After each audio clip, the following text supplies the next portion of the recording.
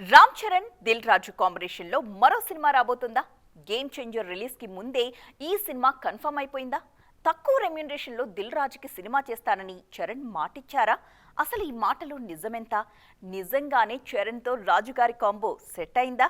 అసలు నిజాలేంటో తెలుసుకుందాం పదండి. గేమ్ చేంజర్ విడుదల తర్వాత రామ్ చరణ్ అభిమానులను కలిశారు.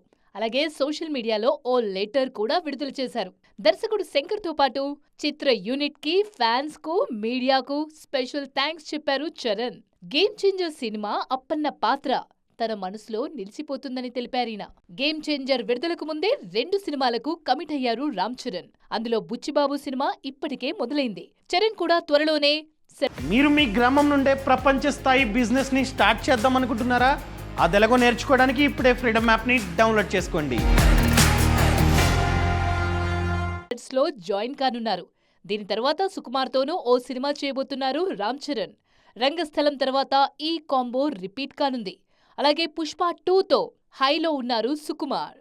RC16, RC17 లైన్లో ఉండగానే దిల్ రాజుతో రామ్ చరణ్ మరో సినిమా చేస్తున్నారంటూ వార్తలొస్తున్నాయి. అయితే అందులో నిజం లేదు.